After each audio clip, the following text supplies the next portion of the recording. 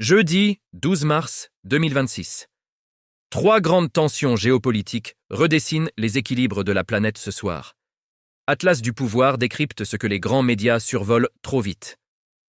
Premier sujet. Le pétrole franchit les $100 le baril. Ce n'est pas une simple fluctuation de marché, c'est le signe d'une région sous très haute tension. Depuis que les États-Unis et Israël ont mené des frappes sur des installations iraniennes fin février, le détroit d'Ormuz, ce corridor stratégique par lequel transite un cinquième du pétrole mondial, est devenu une zone à haut risque. Les forces iraniennes multiplient les opérations maritimes de pression.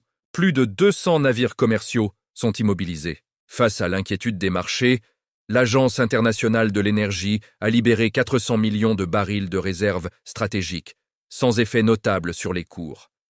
Le prix du baril poursuit sa progression. Et l'Afrique dans tout ça ? Le continent subit de plein fouet les conséquences de cette instabilité. La grande majorité des économies africaines dépendent des importations de carburants raffinés.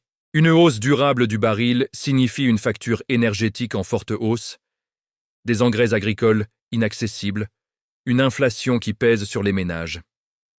Du Sénégal au Mali, du Nigeria au Kenya, les gouvernements observent la situation avec inquiétude. Les États qui parviendront à sécuriser leurs approvisionnements énergétiques seront les mieux armés pour traverser cette période difficile. Deuxième sujet. Ukraine. La diplomatie européenne s'accélère. Ce vendredi, Volodymyr Zelensky sera reçu à Paris par Emmanuel Macron. Les discussions porteront sur les moyens de renforcer la pression économique sur Moscou et de neutraliser les réseaux qui permettent à la Russie de contourner les sanctions internationales. Sur le terrain, les avancées russes ont nettement ralenti en février sous l'effet de contre-offensives ukrainiennes.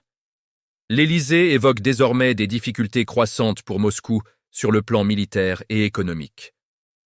Washington propose un nouveau cycle de négociations, peut-être en Suisse ou en Turquie. Les discussions restent complexes, les positions des deux parties étant encore très éloignées. Troisième sujet. Le monde se réorganise autour de nouveaux rapports de force.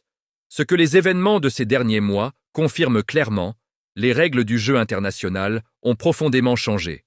Les grandes puissances privilégient désormais leurs intérêts nationaux sur les accords multilatéraux. La Chine fait face à des vents contraires économiques. L'Europe cherche sa cohérence. Et dans ce contexte de recomposition globale, les pays du Sud, dont l'Afrique, se trouvent face à un choix stratégique majeur.